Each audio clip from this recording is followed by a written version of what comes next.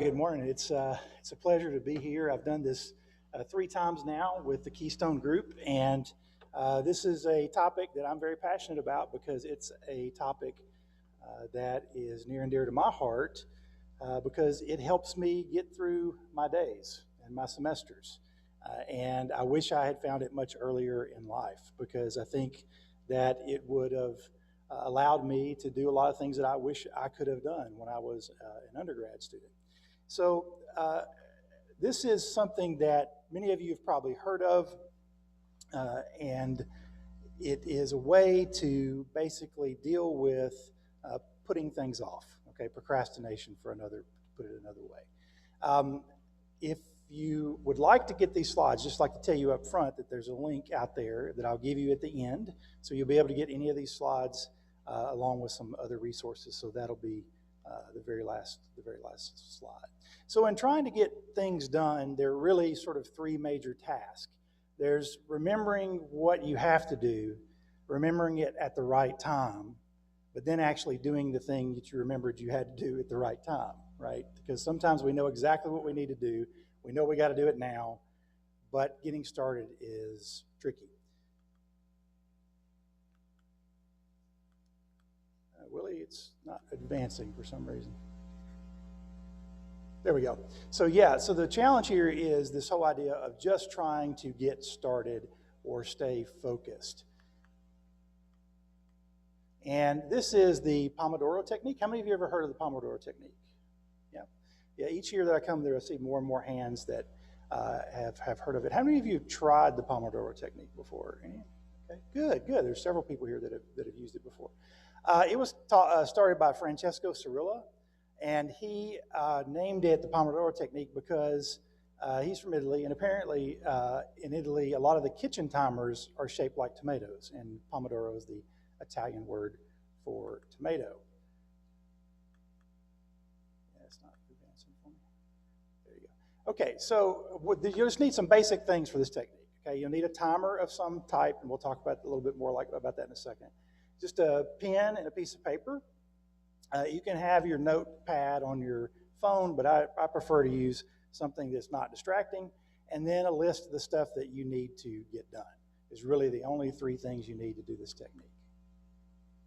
So what you do in this technique is you set a timer for 25 minutes. All right. Now, if 25 minutes seems too much for you to start with, you could do a shorter time span. But the classic Pomodoro technique is start with 25 minutes and focus on one task for 25 minutes, okay? Now, during that time, you're going to have interruptions that are going to occur. And so it's important to have a notepad handy where you can write down those interruptions, particularly if they're things that you need to remember. So there are both external and internal interruptions. So internal interruptions is when you think of things that you need to do or you like feel hungry.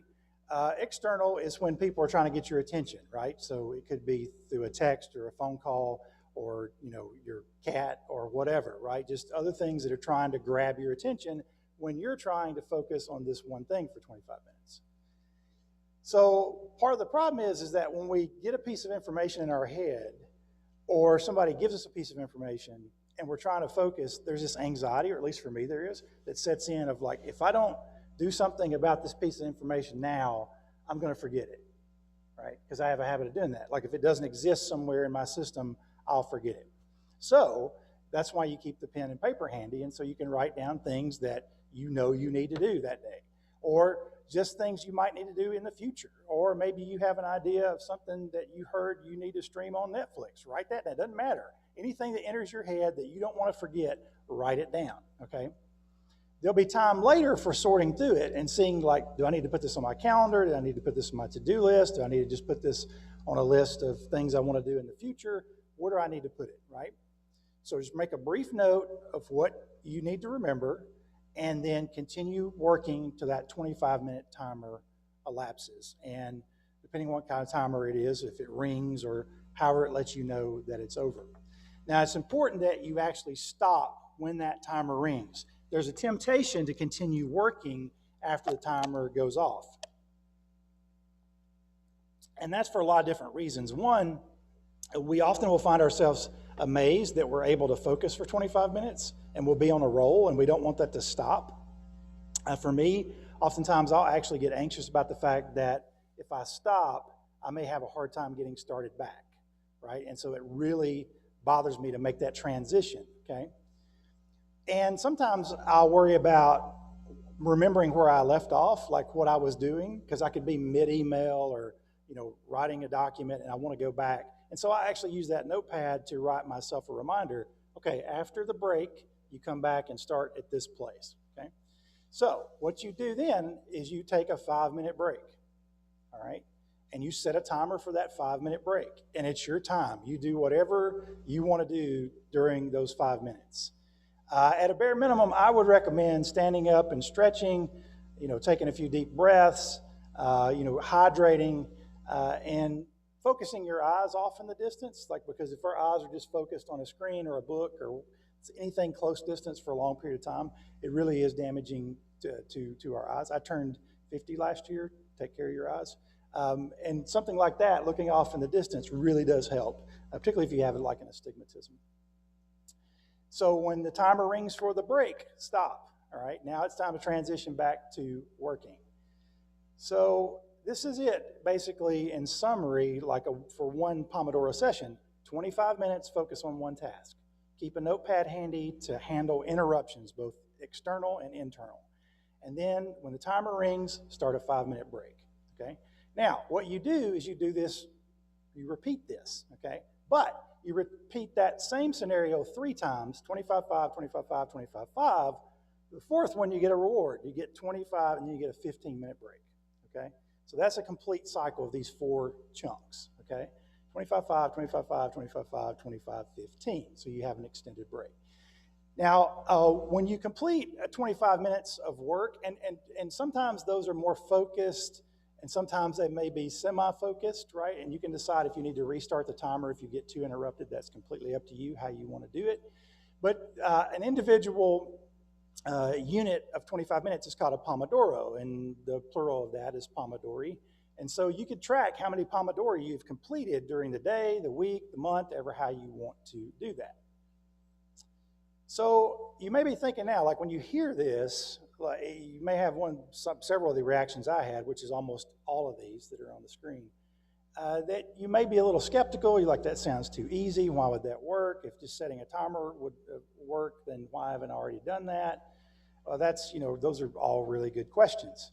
But part of what I'd have you keep in mind is that we're all very unique in the way we solve problems, the way that we tend to process information. So that's a concept that I like to call neurodiversity. It's this idea that we all are wired different. God has created us different, and we tend to do things different. Many of you are probably familiar, and I have Erin and my daughter to thank for this, the Enneagram, right? How many of y'all familiar with the Enneagram? So it's partly about that, like some of our neurodiversity is tied to just sort of who we are. And so the real key here is that there's a lot of things going on under the surface that make this work, okay?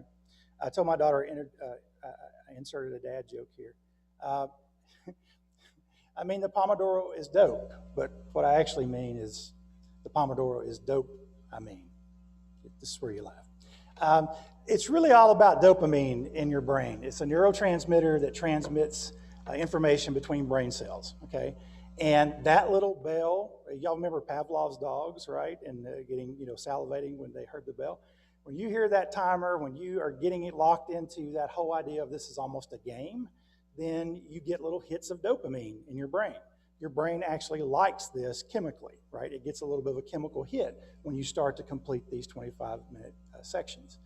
So it's also related to gamification, this idea of turning anything into a game.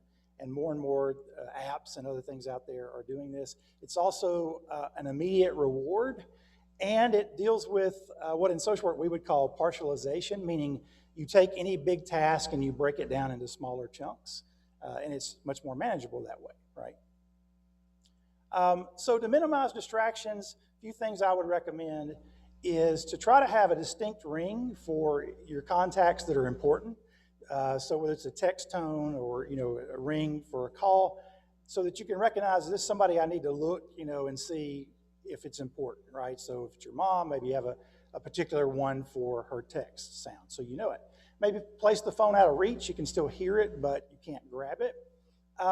Educate your friends about this technique, because that's going to help them know not to interrupt you during those 25 minutes, if at all possible. Possibly put like a sign on your bedroom door, or even have like a little miniature placard sign for, if you're in a more common area and people know what you're doing. Consider doing group sessions, either in person or remotely, like set a timer together and work together. That really helps. Also, having an audibly ticking timer, like one that's hopefully not overly obnoxious, right? But one that just tells people around you that you're working, you're doing a Pomodoro, or you either have an improvised explosive device, one or the other. And let us know, like, to step away, like that you're busy doing your thing, okay? And some of them, your friends could even look and see how much time's left on them. And then there are timer apps that will actually end your Pomodoro session. If you pick your phone up and start doing stuff on your phone, it will kill your Pomodoro session, and it doesn't count. The timer stops, okay? Now, which timers to use? The pros and cons, different types. Alarm type is a big consideration because, if you're in a public space, you don't want something super loud, right? You might just want a vibration on your watch or something like that.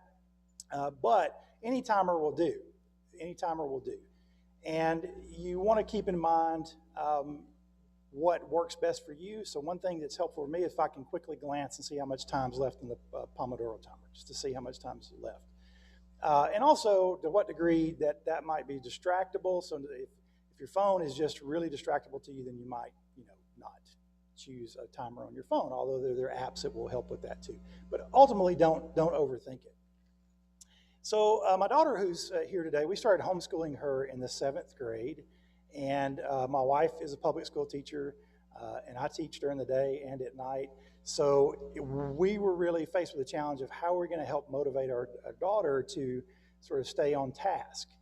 She's a good student, but she's a lot like her dad. She's easily distractible, and we knew it was going to take a great deal sort of self-motivation, monitoring, and accountability. So we started out with the standard kitchen timer, the Pomodoro timer, right? We tried that for a little bit. And then she and I are both Star Wars nerds. And so I thought, this is cute. Let's get her the Death Star. And she, when it goes off, it sounds like when the Death Star is firing. It's, gigantic laser cannon, like it's super loud. And she brought it to me. She's like, Dad, I just can't. Like, it's just too loud. And I was like, whatever. And then the first time it went off, I used it, I nearly jumped out of my seat. Like, it just scared because I already have a startle reflex. So then I thought, well, what will speak to her? And so we got to this idea that she really enjoys, like she was big into avocado toast at the time, and avocados, like that was her thing.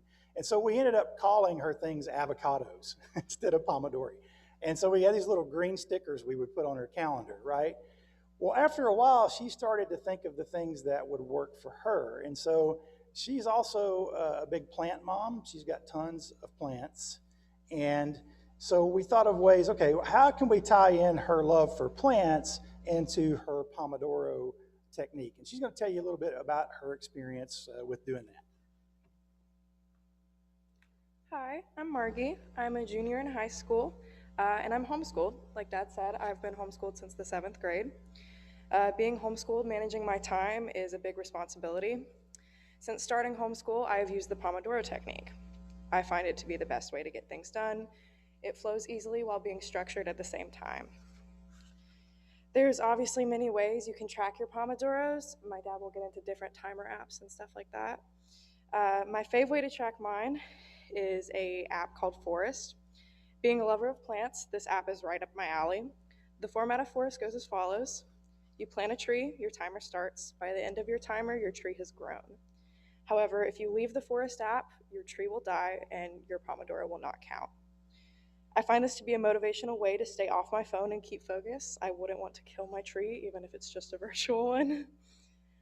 Some more features of the Forest app that are worth mentioning is there's different types of trees you can choose from. There's a break timer. Once you finish your Pomodoro, you can set a 5-minute timer, or based off what length of Pomodoro you're doing, you can change the length of your timer. If you have an important phone call, your tree will not be killed during the middle of your Pomodoro. You can take that call. And you can sync your Pomodoros with friends. So if your tree dies, so does theirs, and you wouldn't want to be responsible for killing both of your trees. But my favorite feature of this app is that you can turn your virtual trees into real ones.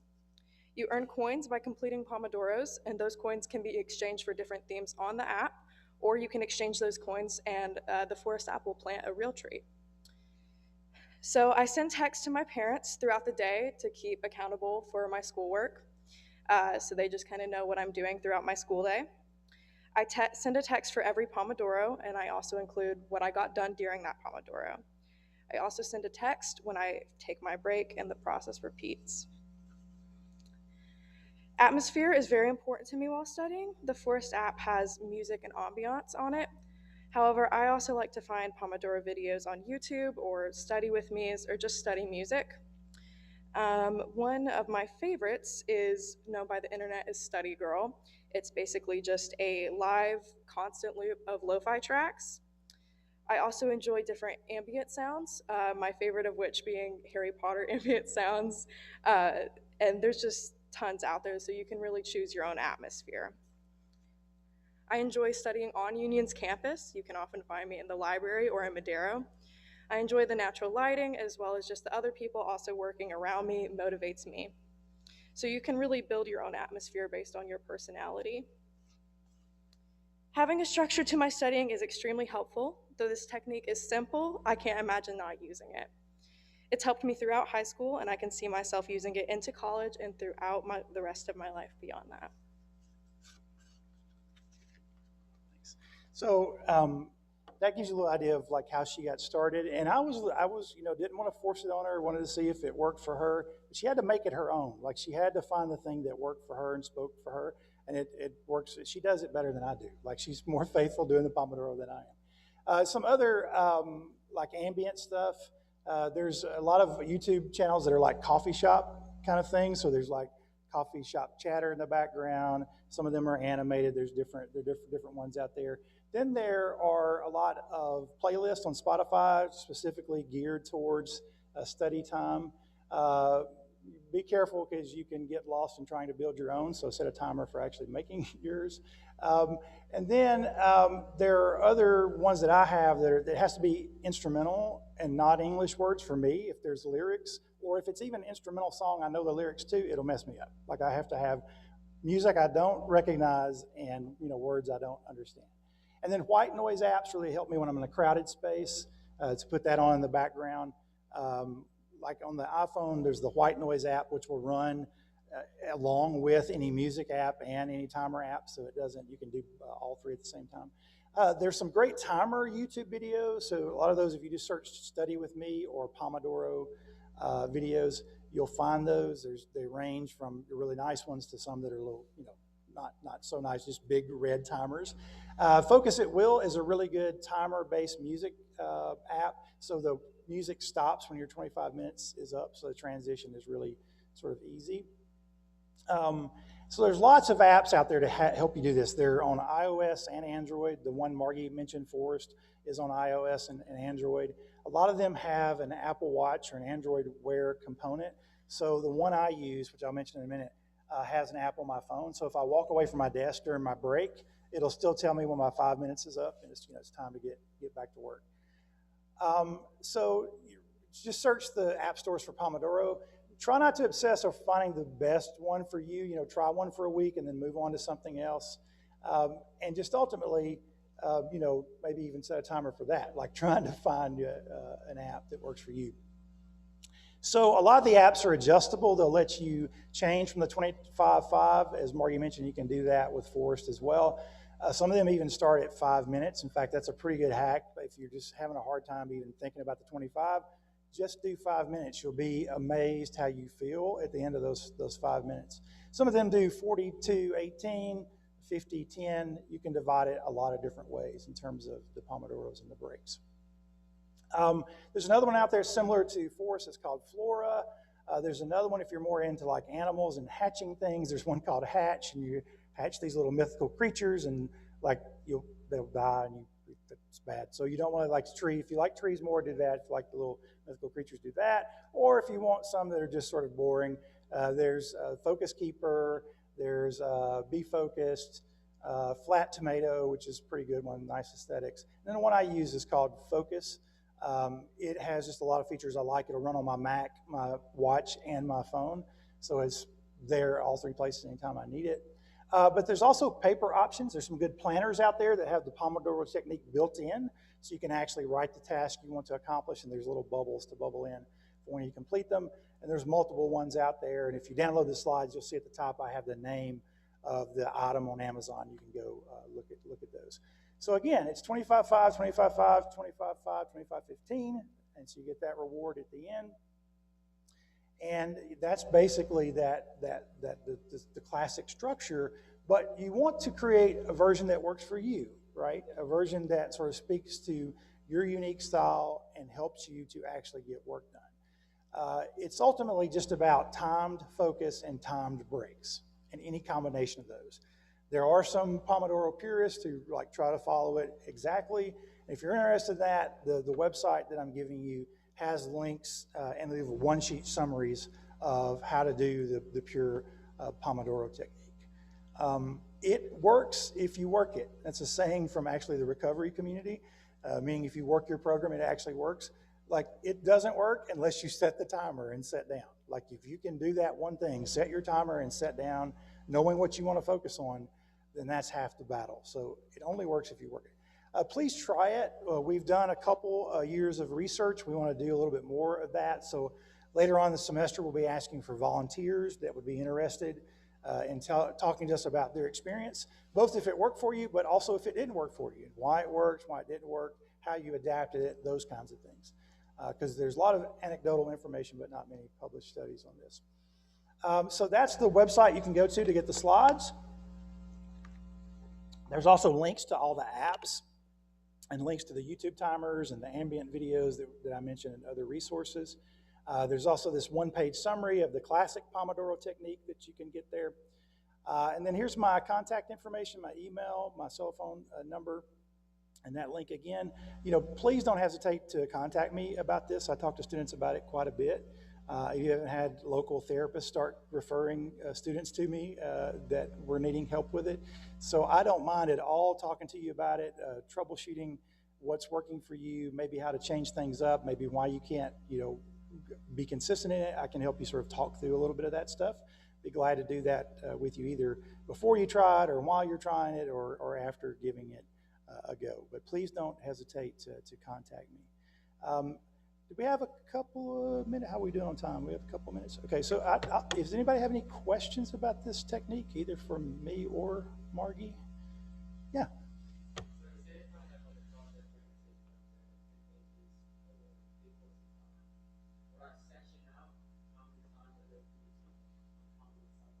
Yeah, most definitely, meaning just spread it out across several, yeah, most definitely. And it helps to have, if you can have some shorter term goals, like, I'm going to have a draft of this section of the paper or this part of the project or whatever. So basically breaking it up. And if you can just convince yourself to focus on the next like 25 minutes and commit to that, because a big mistake we make sort of cognitively is we say, I have to do this thing, suffer while doing it, and I must finish now, right? Because we want it done as quick as possible. So if we tell ourselves that the important thing is just starting, not finishing, like eventually you'll finish, but the only way to finish is to start. So just continual restarting is what this is just making you restart. Eventually you get things done. Something that got me through my dissertation is I heard this phrase that it's easy to eat an elephant, you just have to do it one bite at a time. So any big project, like partializing it into chunks is really helpful. Yep. Other questions? Any testimonials, people who've used it and it helps? All right, well, if you have questions, please do email me, send me a text. Be glad to talk with you about the Pomodoro technique more. Thank you so much.